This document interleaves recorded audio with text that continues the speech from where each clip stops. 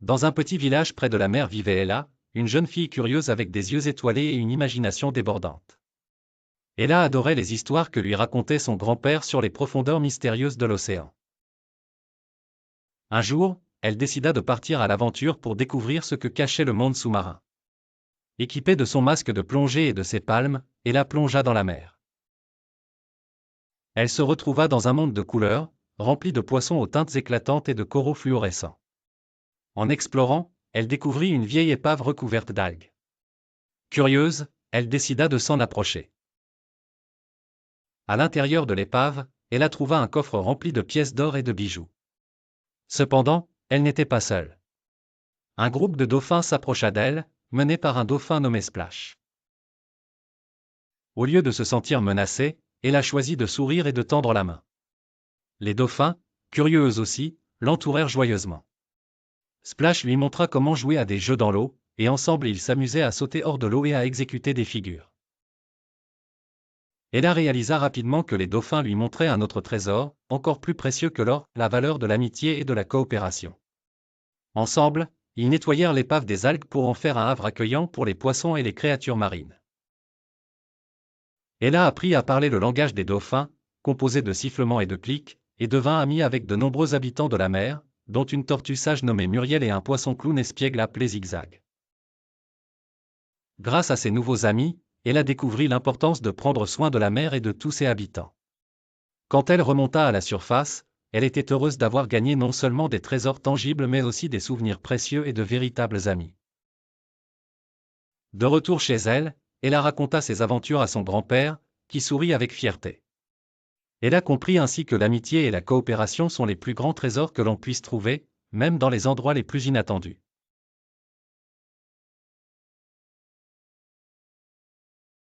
Il était une fois, une petite fille curieuse nommée Ella. Elle avait de longs cheveux bruns et de grands yeux verts qui brillaient d'une soif de savoir.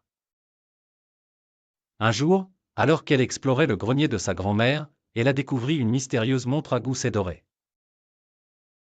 Elle la prit délicatement dans ses mains et, en tournant la couronne, elle ressentit un léger frisson parcourir son corps. Soudain, un tourbillon coloré l'enveloppa, et elle se retrouva transportée à une autre époque. Elle ouvrit les yeux et vit autour d'elle un grand château médiéval. Ella était au cœur du Moyen Âge. Les murs en pierre étaient recouverts de bannieresses audacieuses et des chevaliers en armure passaient fièrement. Un chevalier, Sir Tristan, la salua et lui apprit le code d'honneur et l'importance du courage. Curieuse de voir plus, Ella tourna à nouveau la montre. Cette fois, elle se trouva dans un village à Nîmes de la Renaissance italienne. Le parfum d'épices flottait dans l'air et les artistes peignaient de magnifiques tableaux dans les rues. Un gentil peintre, Maestro Leonardo, lui enseigna à voir la beauté dans les petites choses et l'importance de l'imagination. De nouveau, Ella tourna la montre. Elle se retrouva ensuite sur le pont d'un grand navire, voguant sur les mers agitées lors de l'époque des grandes découvertes. Le capitaine Marco lui racontait des histoires d'aventure et la valeur de l'exploration des mondes nouveaux avec ouverture d'esprit. Chaque tour de la montre apportait une nouvelle aventure et une nouvelle leçon. Ella connaissait les secrets de l'Antiquité égyptienne, les politiques de la Rome antique, et la sagesse des philosophes grecs. Cependant, chaque fois qu'elle retournait à son époque, elle devenait un peu plus sage. Finalement, de retour dans le grenier, Ella réalisa que chaque époque lui avait appris une leçon précieuse.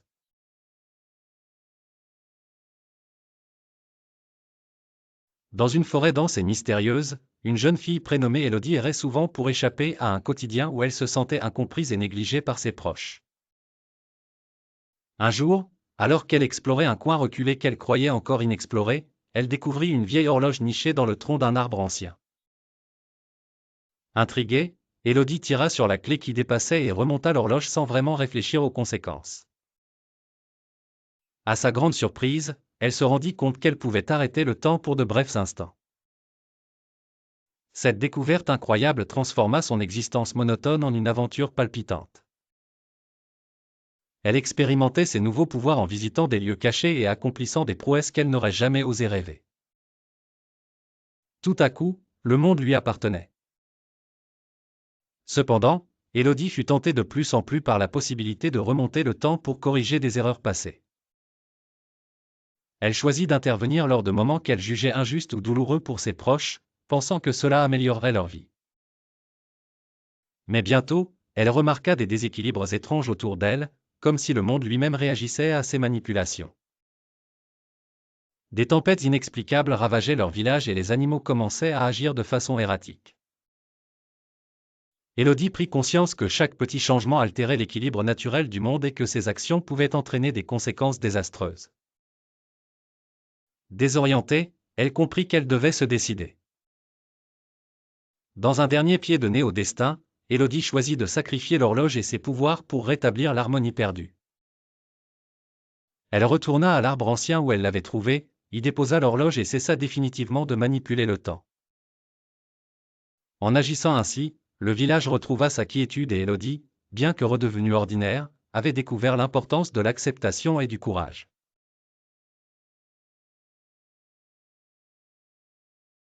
Un soir d'été, les ruelles de la petite ville de Luminaville s'illuminaient de mille couleurs. Le festival des lanternes était un événement attendu par tous avec impatience et une grande joie flottait dans l'air. Et là, une fillette curieuse et pleine d'esprit, adorait ce moment de l'année où les lampions scintillaient comme des étoiles tombées du ciel. Alors qu'elle se promenait avec ses amis, en savourant une barbe à papa rose, elle remarqua quelque chose d'inhabituel. Sous l'une des plus grandes lanternes du village, un groupe de personnes s'animait en discutant très sérieusement. Et là, avec son grand cœur, ne put s'empêcher de s'approcher pour écouter de quoi il s'agissait.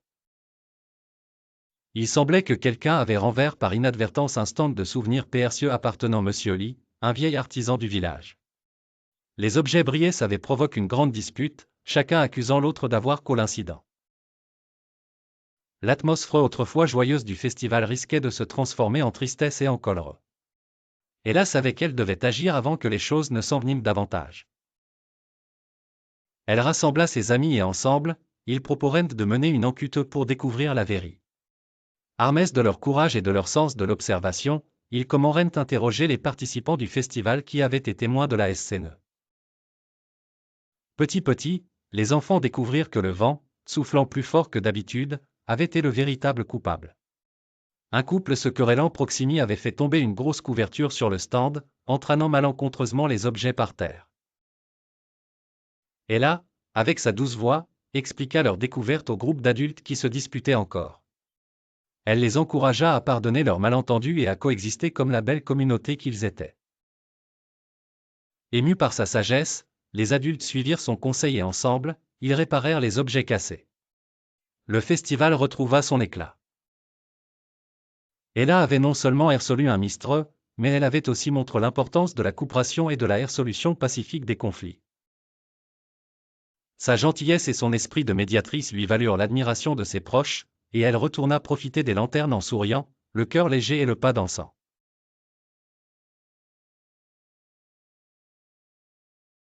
Ella était une jeune fille au cœur courageux et aimant. Elle habitait dans un petit village entouré de forêts mystérieuses et de cieux étoilés. Un soir, alors qu'elle contemplait les étoiles, Ella eut une idée brillante, organiser un grand bal, ouvert à tous, où chaque étoile du ciel pourrait se transformer en une aventure unique et magique. Les villageois étaient un peu sceptiques au début. Un bal avec des étoiles? Cela semblait, pour le moins, inhabituel. Mais Ella avait du charme et du courage, et elle réussit à convaincre ses amis. Ensemble, ils commencèrent à préparer ce grand événement. Les enfants fabriquèrent des lanternes magiques, les adultes cuisinrent des délices sucrées et salées, et tout le monde contribua à décorer la grande clairière de la forêt où le bal aurait lieu. La nuit tombait, le bal commença. L'étoile, curieuse et joyeuse, descendirent une du ciel, chacune apportant un éclat particulier et une aventure découvrir. L'une d'elles, brillante et vive, invita Ella à danser jusque la cime des arbres, lui montrant la beau cache des fortesses la nuit. Une autre, d'une douce lueur argent, emmena les enfants au bord d'une rivière en chant, leur enseignant comment écouter le murmure de l'eau et découvrir des secrets anciens. À chaque nouvelle danse, les étoiles révélaient des leçons précieuses, comment surmonter la peur de l'inconnu, l'importance de l'amitié sincère, et la force incroyable que peut avoir le travail en équipe.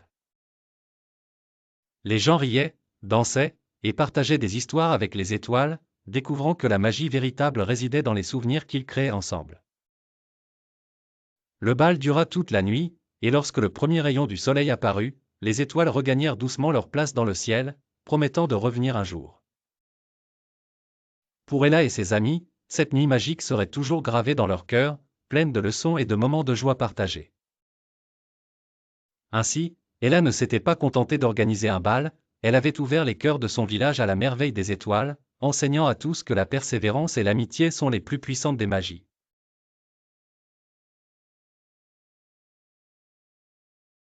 Dans un petit village oublié au pied des montagnes, vivait une jeune fille nommée Élise. Orpheline, elle avait été recueillie par une famille qui ne la considérait jamais vraiment comme la leur. Elle travaillait dur, sans relâche, espérant un jour trouver sa place dans le monde.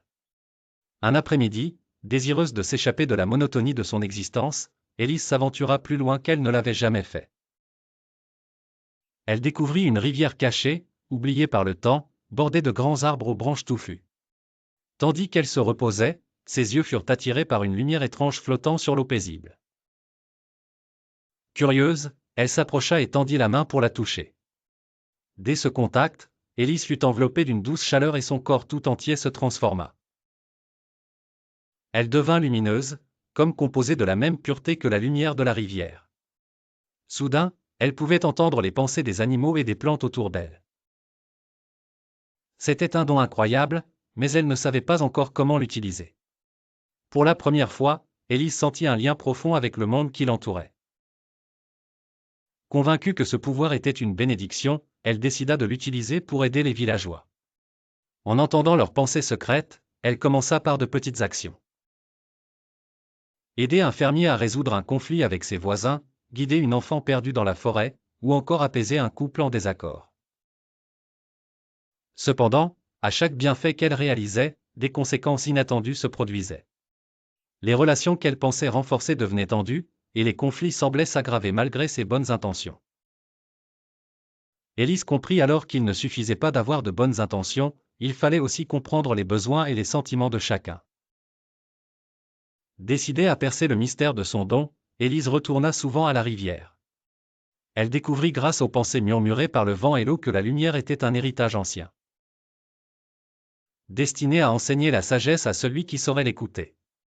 Elle comprit que ses actions devaient être menées avec compassion et discernement. Avec le temps, Élise apprit à équilibrer ses choix et à utiliser son don avec soin.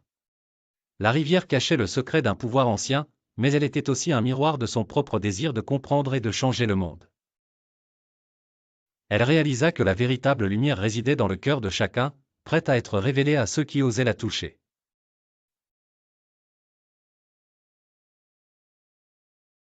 Dans un joli coin du monde, loin de l'agitation des villes, se trouvait un jardin enchanté. Ce n'était pas un jardin ordinaire, mais un lieu magique où chaque plante et créature avait une voix. Un jour, une petite fille nommée Ella décida d'explorer cet endroit fascinant.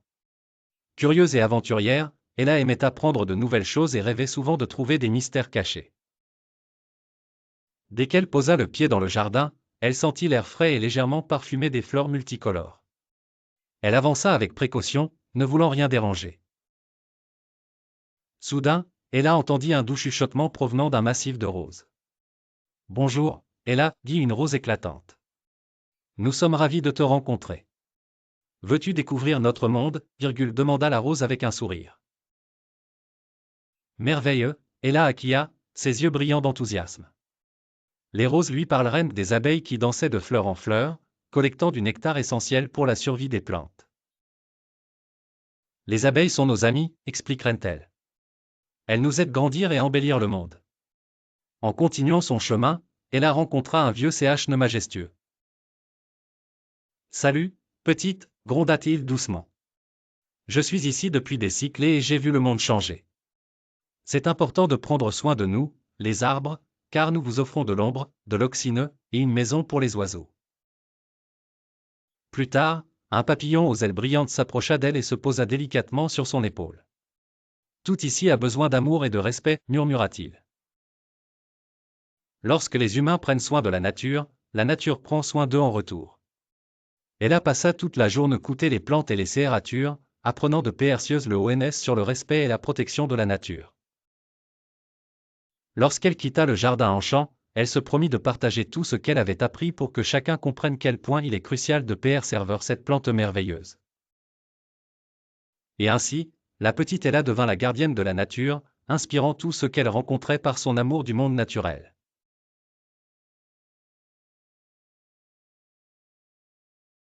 Il était une fois une petite fille nommée Ella, qui aimait explorer le monde qui l'entourait. Curieuse et pleine de vie, Ella adorait apprendre sur les cultures différentes de la sienne. Un beau matin, sa maîtresse d'école Madame Dupont annonça une surprise, une semaine thématique où chaque jour serait dédié à la découverte d'une culture différente. Ella était impatiente de participer. Le premier jour, c'était la journée de la culture indienne. Les salles de classe étaient décorées de guirlandes colorées et de motifs de mandala. Les élèves ont appris à saluer en disant « Namaste » et ont goûté des plats délicieux comme le poulet curry et les samosas. Ella fut émerveillée par les danses gracieuses et les saris multicolores de ses amis qui avaient des origines indiennes. Le lendemain, c'était la journée de la culture japonaise. Madame Dupont leur apprit à faire des origamis. Ella avait du mal au début, mais elle finit par faire une grue en papier qu'elle était fière de montrer à ses parents.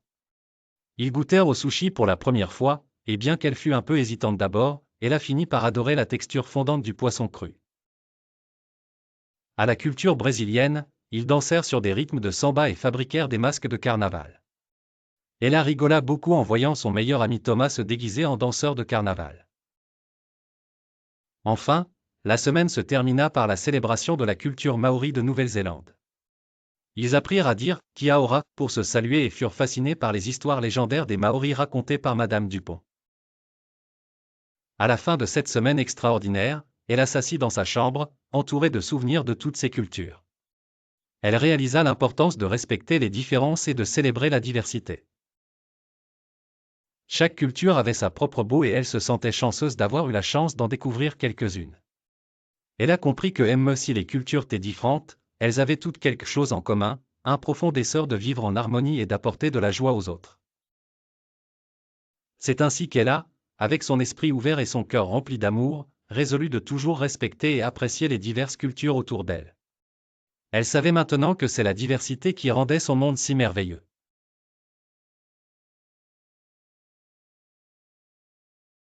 Il était une fois, dans un petit village entouré de forêts enchantées, une jeune fille nommée Ella.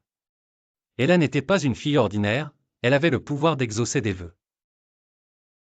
Chaque fois qu'elle fermait les yeux et soufflait sur un pissenlit, le vœu qu'elle formulait devenait réalité. Son cœur pur et son désir d'aider autrui faisaient que ses vœux apportaient toujours amour et bonheur autour d'elle. Un jour, Ella marchait à travers la forêt quand elle entendit des pleurs. Elle découvrit un renard pris dans un piège. Sans hésiter, Ella ferma les yeux et fit un vœu. Aussitôt, les cordes du pigeon se détachèrent et le renard fut libre. Il la remercia chaleureusement en disant « Oh, gentille Ella, un jour, je te rendrai l'appareil. » Plus tard, Ella rencontra une vieille dame dont le jardin ne poussait plus. La terre était séchée et les graines refusaient de germer. Ella savait quoi faire. Elle souffla délicatement sur un pissenlit et, en un clin d'œil, le jardin était en pleine floraison, couvert de fleurs colorées.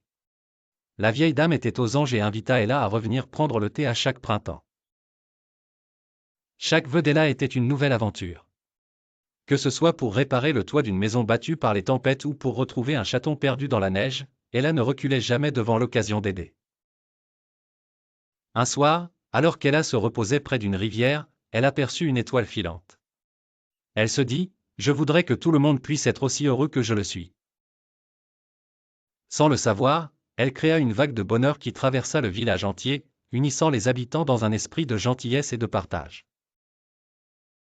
Elle a compris alors que le plus beau des vœux était celui qui faisait le bonheur des autres.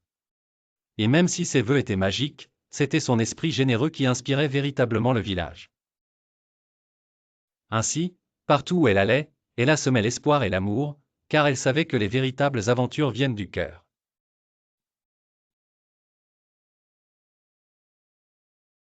Il était une fois un joli petit village niché au pied d'une grande montagne, appelé Mont Sérénité. Dans ce village vivait une fillette ingénieuse nommée Ella. Ella était connue pour son esprit créatif et son utilisation astucieuse de la magie pour créer des inventions extraordinaires qui aidaient les villageois. Un jour, un problème étrange surgit au village. Le ruisseau qui fournissait de l'eau fraîche aux habitants commença à s'assécher. Les villageois étaient inquiets, car sans eau, leurs jardins allaient mourir et leurs animaux risquaient de souffrir. Tout le monde se tourna vers Ella, espérant qu'elle pourrait trouver une solution. Ella réfléchit longuement à la situation, puis une idée brillante lui vint à l'esprit. Elle se mit immédiatement au travail dans son atelier, mélangeant des ingrédients mystérieux et invoquant des sorts. Après des heures d'incantation, elle créa l'Aquabrille, une machine magique capable de capter l'humidité de l'air pour la transformer en eau pure. Curieux et impatients, les villageois se rassemblèrent pour voir son invention à l'œuvre. Ella installa l'Aquabrille près du ruisseau asséché et activa la machine. En un rien de temps, des gouttelettes d'eau comorrentes apparaissèrent dans l'air, se rassemblant pour former un ruisseau d'eau fracchée qui serpenta à travers le village. Les villageois applaudirent, stupéfaits et ravis par son génie. Grâce à l'astuce et à la détermination d'Ella, Montsérénité retrouva son eau précieuse. Les jardins refleurirent, les animaux burent à satiété et les villageois purent vivre paisiblement. Ella continua de créer d'autres inventions magiques, faisant ainsi prospérer le village. Sa créativité et sa détermination inspirèrent tous ceux qui croisèrent son chemin, prouvant qu'avec un peu de magie et beaucoup de cœur, tout problème pouvait être surmonté.